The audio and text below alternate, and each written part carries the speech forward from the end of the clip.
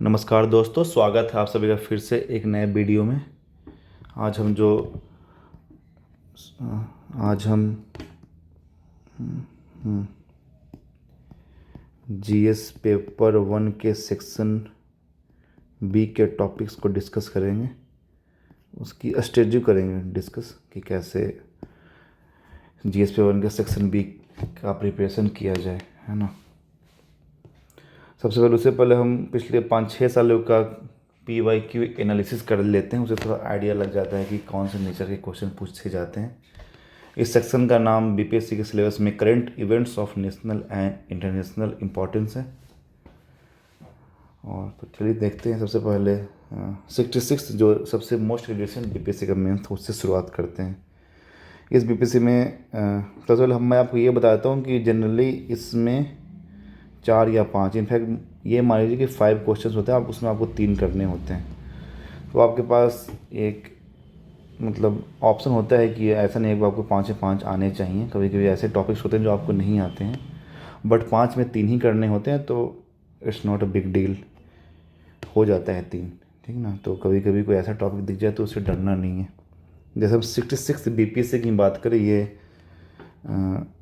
मतलब most unconventional paper था मेरे हिसाब से जीएस पेपर 1 का सेक्शन बी में। इसमें ऐसे ऐसे टॉपिक्स पूछे गए थे जो ऐसा जिसमें पहले जो भी ट्रेंड देखा गया था उसके हिसाब से टॉपिक्स नहीं पूछे गए थे। और इसमें ऐसे ऐसे टॉपिक्स पूछे गए थे जो काफ़ी कम न्यूज़ में रहे, या फिर इंडिया के पॉइंट ऑफ व्यू से इम्पोर्टेंस नहीं, ये इम्पोर्टेंट नहीं है ना। जैसे कि एक स्टारडस्ट के बारे में क्वेश्चन पूछा गया था। ये कुछ यूएस का स्पेस मिशन से रिलेटेड क्वेश्चन था। ये मतलब ये टॉपिक है और ये पता नहीं कि इन लोगों ने क्यों पूछा था। तो ये मेरे हिसाब से जिन लोगों ने बहुत ज़्यादा टॉपिक्स प्रिपेयर किया भी होगा उनसे ये सॉल्व, मतलब आई डोंट थिंक कि किसी भी बच्चे ने एक दो की अगर बात छोड़ दे तो उन्होंने इस क्वेश्चन को अटेम्प्ट भी किया होगा, है ना। तो पता नहीं ये क्वेश्चन क्यों था, लेकिन ऐसे टॉपिक से नहीं घबराना है। आपके पास अभी भी 4 क्वेश्चन जिसमें आपको 3 करने हैं, है ना। ऐसे जनरली 4 मतलब 5 होते हैं। तो जैसे ये आपको नहीं भी आ रहा तो ऑलरेडी आपके पास 4 क्वेश्चंस और थे। आगे बढ़ते हैं। अगला क्वेश्चन ब्रिक्स को लेके था, जो कि ऑर्गेनाइजेशन बेस्ड क्वेश्चन, मतलब ये एक ऑर्गेनाइजेशन है, तो ये ऑर्गेनाइजेशन वाले सब टॉपिक से क्वेश्चन था। तो ब्रिक्स ये का आराम से कर मतलब किया जा सकता था। फिर हम अगर आगे बढ़ें तो एक क्वेश्चन था प्रोग्राम और स्कीम से, आत्मनिर्भर भारत रोजगार योजना। ये उतनी न्यूज में तो नहीं थी, लेकिन ऐसा भी नहीं था कि बहुत कम न्यूज में थी। मिला जुला के अगर बच्चों ने टॉपिक प्रिपेयर किया तो ये भी डुएबल टॉपिक था। अगला था इंडिया और यूरोपियन यूनियन के बीच में बायलैटरल रिलेशन से संबंधित क्वेश्चन था। तो ये भी काइंड ऑफ थोड़ा टफ था, बट फिर भी डुएबल था। तो यहीं से आपके 3 क्वेश्चन तो ऑलरेडी हो गए। और एक और था, ये भी आई डोंट नो क्यों पूछा गया था। ये पूरे साल में बस एक बार न्यूज़ में रहा था, एक दिन 2-3 लाइन की स्निपेट आई थी न्यूज़ में। तो आई डोंट नो बीपीएससी ऐसे क्वेश्चंस क्यों पूछती है जो मतलब कवर भी नहीं किया जाता न्यूज़ पेपर्स के थ्रू। और मतलब दे ऐसा कोई करंट अफेयर्स का बहुत ज़्यादा सिग्निफिकेंट पार्ट होते भी नहीं है। बट फिर भी आपने देख लिया कि अगर आपको ये जैसे ये स्टारडस्ट और हरित भारत नहीं भी आ रहा, बट फिर भी आप 3 क्वेश्चन ईजिली कर सकते हैं। तो हर साल यही होता है कि आपको जो नहीं कि आपको 5 में 5 आए, नहीं ही आते हैं, बट फिर भी आप आराम से कर लेते हैं। और ये तो 66 मोस्ट अनकन्वेंशनल था। उससे पहले जो भी बीपीएससी उसमें इस तरह का तो नहीं था। कभी कभी तो 5 में 5 बच्चों को आते हैं। तो आगे बढ़ते हैं। जैसे अगर 65th बीपीएससी मेंस की बात करें, एज पार्ट ऑफ कोविड 19 से रिलेटेड क्वेश्चन था। उसमें जस्ट कोविड 19 के बाद फर्स्ट मेंस था, तो ऑब्वियस था कि कोविड 19 से रिलेटेड क्वेश्चंस अपीयर होंगे, है ना। फिर वर्ल्ड हैप्पीनेस रिपोर्ट बहुत ज़्यादा फेमस रिपोर्ट है ये, और ये एग्ज़ाम के कुछ महीने पहले ही आई थी, तो इससे रिलेटेड क्वेश्चन था। ये भी डुएबल था। बुश फायर से रिलेटेड क्वेश्चन था। उस साल फॉरेस्ट फायर की बहुत ज़्यादा न्यूज़ था और ऑस्ट्रेलिया में बुश फायर वाला न्यूज़ था, तो ये भी बहुत ज़्यादा न्यूज़ में था। तो ये भी बिल्कुल कम्प्लीटली डुएबल था। फिर अगला था socio economic and ecological implication of Covid 19। ये भी कोविड 19 से रिलेटेड क्वेश्चन था, ये भी कम्प्लीटली डुएबल था।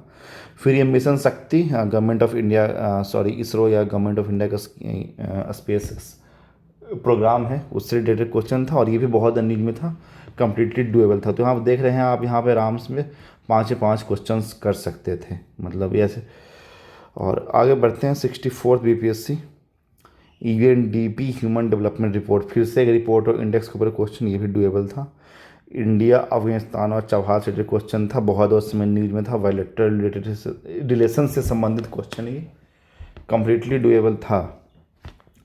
फिर United nation sustainable development solution network, मैं तो ये तो नहीं कहूँगा कि ये एक बहुत ऐसी ऑर्गेनाइजेशन है जिसके बारे में हम लोग पढ़ते हैं, और अगर आप इसको नहीं भी मान लीजिए, ये क्वेश्चन आप नहीं कर सकते हैं, माइट भी आप नहीं कर सकते होंगे उस एग्ज़ाम में, तो बट फिर भी जैसे मैंने पहले बोला आपके पास 5 क्वेश्चन तो हैं, आपको 3 ही करने हैं, तो ऐसा मान लिया कि ज़्यादा न्यूज़ में नहीं भी रहा होगा।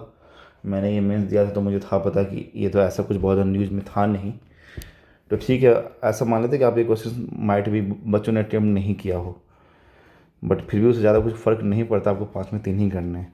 अगला था इंडिया नेपाल और भूटान से संबंधित क्वेश्चन था, बायलैटरल रिलेशंस के ऊपर, कम्प्लीटली डुएबल था।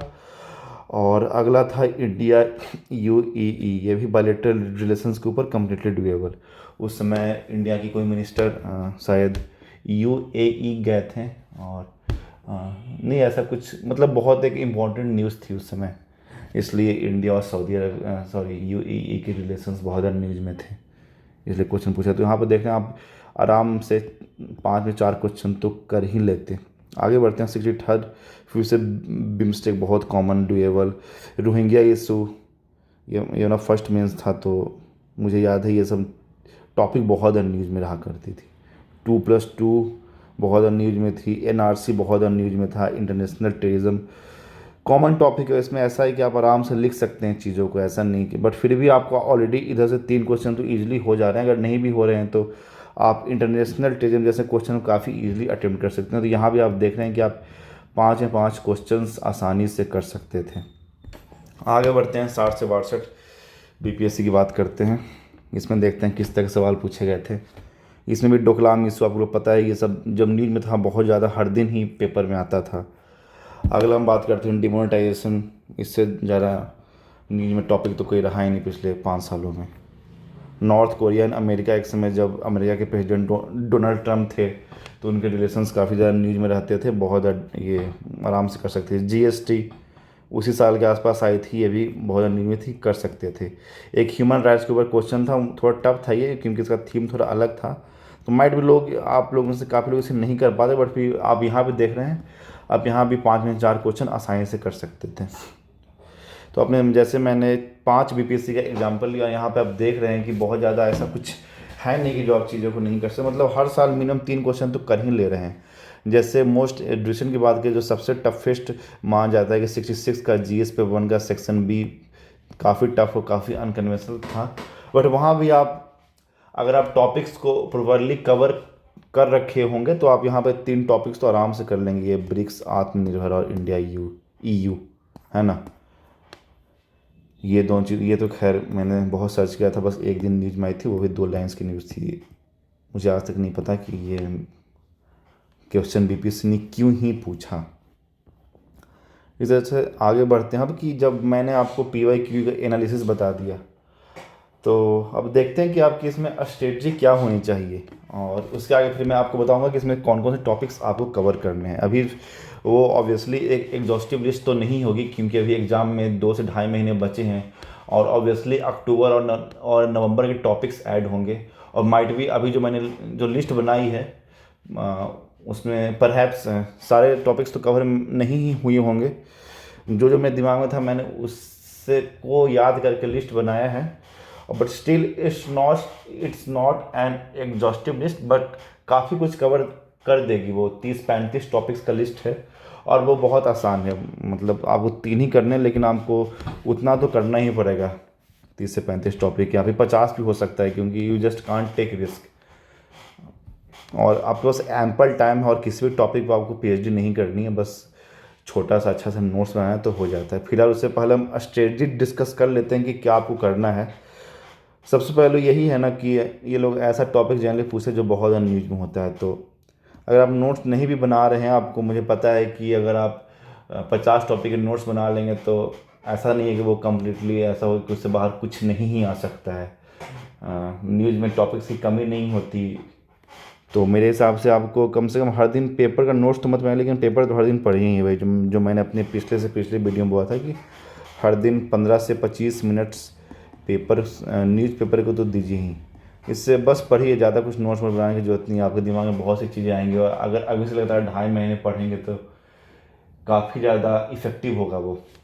बहुत कुछ आपको रिकॉल करना ही नहीं पड़ेगा। न्यूज़पेपर में इतने सारे पॉइंट्स खुद पढ़ने से मिल जाते हैं कि मतलब you have no idea how good newspaper reading is. Just newspaper reading, उसमें बहुत एकदम उसको इंटेंसिवली स्टडी नहीं करना, ज़्यादा कुछ अंडरलाइन बनलाइन मत कीजिए, बहुत टाइम लगता है, 2 घंटे 3 घंटे लगते हैं। न्यूज़पेपर से हर दिन रिलीजियसली नोट्स मत बनाइए। बहुत कोई ज़रूरी है नहीं कि आप हिंदू या फिर इंडियन एक्सप्रेस के जो एडिटोरियल्स वो हर दिन पढ़ें। ये सब अभी तो फ़िलहाल बहुत इसमें ज़रूरी नहीं है, बट आप इतना कीजिए कि हर दिन न्यूज़पेपर पढ़िए। 20 से 25 मिनट काफ़ी है। बहुत आपको न्यूज़ पता चलेगा, बहुत नई इन्फॉर्मेशन पता चलेगी। इनफैक्ट न्यूज़पेपर ही की मतलब कुछ भी मल्टीपल सोर्स फॉलो कीजिए, जो मैं हमेशा बोलता हूँ। Just go on internet and random thing stuff and random topics, बहुत ज़्यादा हेल्प करता है वो, ठीक ना। आगे हम बात करते हैं कि हाँ, नोट्स की बात है कि जैसे वो नोट्स कैसे बनाना है। किसी एक सिंगल सोर्स पे रिलाई मत कीजिए, क्योंकि एक कोई सिंगल सोर्स उसके सारे डायमेंशंस कवर नहीं कर पाता है। तो किसी एक जैसे मान लीजिए इंडिया बांग्लादेश की टॉपिक है, तो उसको गूगल पर सर्च करिए और 3 4 5 साइट्स पे जाइए, जो उसके अलग अलग जो भी डायमेंशंस हो सकते हैं, अभी हिस्टोरिकल बैकग्राउंड उनका क्या था, करंट में क्या चल रहा है, क्या चैलेंजेज हैं, क्या दोनों में सहयोग हुए हैं, दोनों का साथ आना क्यों जरूरी है, सब जो भी बातें किसी भी टॉपिक का आपको सारे डायमेंशंस कवर करने होंगे। और वो एक सिंगल टॉपिक से नहीं होता है, थोड़ा इसमें मेहनत करनी होगी, बट एक बार नोट्स बन जाने पे बहुत आसान होता है बाद में चीज़ों को रिवाइज करना, ठीक ना। तो ये कीजिए किसी एक सिंगल टॉपिक को रिवाइज मत कीजिएगा। तीसरा ये है कि ये मतलब पिछले कुछ सालों से ऐसा देखा गया है, मतलब अगर पिछले 1 2 सालों को छोड़ दिया जाए तो खासकर 60 62 और 56 59 में ऐसा कुछ 1 2 गवर्नमेंट स्कीम्स इन लोगों ने पूछा था। जैसे पिछले बार भी इन लोगों ने हरित ऐप पूछा था। तो ऐसा कोई भी गवर्नमेंट स्कीम प्रोग्राम या इंटरवेंशन है उसके बारे में ज़रा नोट्स वोट्स छोटा सा बना लीजिए, नोट्स उसके बारे में। और अगर नहीं भी बना पा रहे हैं तो इनफैक्ट अभी जैसे कुछ महीने पहले सारे मैगजीन का कंपाइलेशन आया होगा गवर्नमेंट स्कीम का या फिर ऐप्स का, उससे गो थ्रू थोड़ा कर लीजिएगा। वो काफ़ी मतलब ऐसा कोई क्वेश्चन पूछेगा जहाँ पे आपको बिल्कुल 3 क्वेश्चन सॉल्व नहीं हो पा रहा, वहाँ पे वो हेल्प कर सकता है। ऐसे बहुत जरूरी है नहीं कि अब चूँकि अब जैसे 2014 15 के आसपास ऑन अ मंथली बेसिस या फिर ऑन अ वीकली बेसिस नए नए स्कीम्स लॉन्च होते थे। अभी तो कुछ ऐसा है नहीं कि हर दिन नया स्कीम्स लॉन्च हो रही है, और जो भी स्कीम्स है उसमें मोस्टली के बारे में आप लोगों को बहुत कुछ पता है। तो बट फिर भी सारे गवर्नमेंट जो भी मेन मिनिस्ट्री की मेन स्कीम्स उसके बारे में पता होना चाहिए, ठीक ना। और हाँ, ये बहुत इंपॉर्टेंट है, ये 12 से 15 मंथ्स करने कोई मतलब है नहीं मेरे हिसाब से। 6 से 8 मंथ्स का काफ़ी है। 6 to 8 मंथ्स का करंट अफेयर्स होना चाहिए। फॉर एग्जांपल अगर जैसे लोग बोल रहे हैं कि लास्ट दिसंबर में अगर एग्ज़ाम है ना, तो मेरे हिसाब से नवंबर अक्टूबर सितंबर अगस्त जुलाई जून इतना भी कर लेंगे तो काफ़ी है। चलिए, और अगर आप लोगों के मन में डर बैठा हुआ है तो मई से नवंबर कर लेंगे तो बहुत ज़्यादा है। और ज़्यादा करना तो अपील करिए, इसके पीछे मत जाइएगा, ज़्यादा पीछे का ये लोग पूछेंगे नहीं, ठीक है ना। 6 7 8 मंथ्स काफ़ी हैं, और वही टॉपिक्स तो लगातार होते रहते हैं ना न्यूज़ में। और कोई ऐसा टॉपिक है जो बहुत साल से न्यूज़ में चल रहा हो तो वो अभी भी न्यूज़ में आएगा ही। तो उसके बहाने आप उस टॉपिक के बारे में सारी चीज़ें जो कि 1 साल पहले हुई है वो आप कवर कर लेंगे। तो इतना काफ़ी है, 6 से 8 महीना। ये बहुत इंपॉर्टेंट पॉइंट है 5वां। आप लोगों में से मतलब सबको नहीं बोल रहा मैं, बट मैंने कुछ लोगों का नोट्स देखा है, एंड सैडली नोट्स बनाने शायद आप लोग को अच्छे से नहीं आता है। जिनको आता है अच्छी बात है, लेकिन नोट्स में कभी भी फुल सेंटेंसेस नहीं लिखे जाते हैं और पैराग्राफ नहीं लिखे जाते हैं। नोट्स बिल्कुल टॉपिक वाइज होता है, उसमें बुलेट पॉइंट्स होते हैं। जैसे आंसर में मैं बुलेट पॉइंट लिखने से मना करता हूँ, मतलब 1 to 3 लिखिए, यहाँ पे बुलेट पॉइंट देकर नोट्स बनाइए। नोट्स बिल्कुल छोटा होना चाहिए और कंसाइज होना चाहिए। बिल्कुल उसमें फुल सेंटेंसेस मत लिखिए नोट्स में। मैंने कुछ नोट्स को देखा था, उसमें ये सब बहुत ज़्यादा इस इशू से। तो आपको नोट्स बनाना आना चाहिए, ठीक ना। और मैं तो यहाँ से चेक नहीं कर सकता, बस जिनको दिखाना अपने नोट्स मुझे भेज सकते हैं। और ये अगला पॉइंट कि नोट्स में बस मतलब जेनेरिक सा नॉर्मल पॉइंट्स मत लिखिए, मतलब अपने नोट्स को सब्सटेंशिएट कीजिए exact data and exact facts से, ठीक ना। जैसे आप फॉरेस्ट फायर के बारे में लिख रहे हैं तो पिछले कुछ महीनों में कहाँ कहाँ पे फॉरेस्ट फायर हुआ है वो सब लिखना ज़्यादा इम्पोर्टेंट है। बस ऐसे मत लिख दीजिएगा अपने आंसर में कि बस दुनिया में बस हर जगह आग लग रहा है।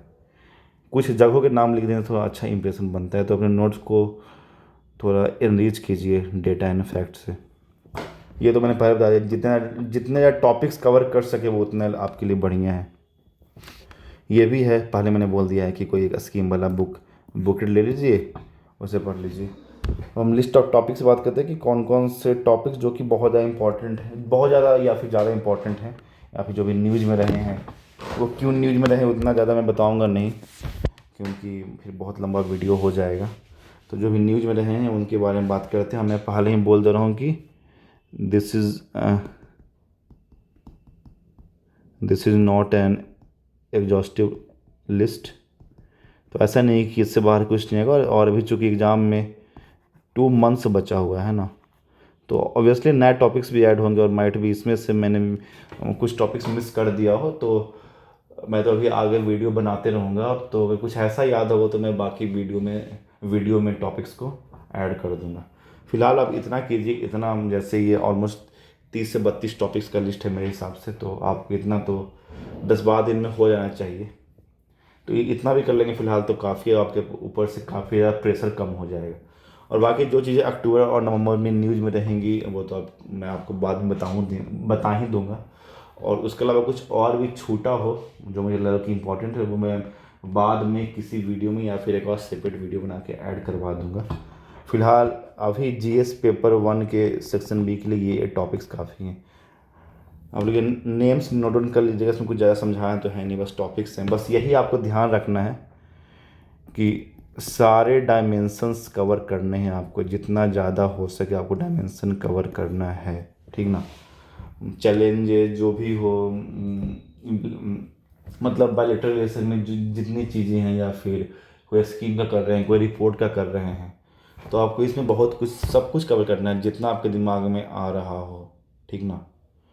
तो यही टॉपिक्स हैं, जैसे कि बायलैटरल रिलेशंस में India Bangladesh, India Saudi Arabia, India Japan, India USA, India United kingdom, India and it's neighbours जो ये है ना, इसमें बेसिकली जो इंडिया के जितने भी नेबर्स हैं उसके बारे में सबको बारे में तो आपको थोड़ा थोड़ा आइडिया होना ही चाहिए।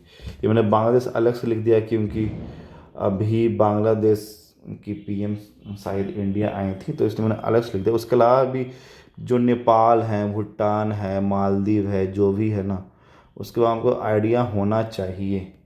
तो इसके बारे में सबके साथ क्या क्या इंडिया के कोऑपरेशन से और सारी चीज़ें वो सब थोड़ा पता होना चाहिए, इसलिए मैं लिख दिया एक साथ। इंडो पैसिफिक रीजन बहुत इंपॉर्टेंट है, धीरे धीरे इंडो पैसिफिक रीजन काफ़ी सेंटर ऑफ जियो पॉलिटिक्स बनते जा रहा है। इंडियन आसियान ये सब तो काफ़ी कॉमन टॉपिक्स हैं, क्या पता कब पूछ दें।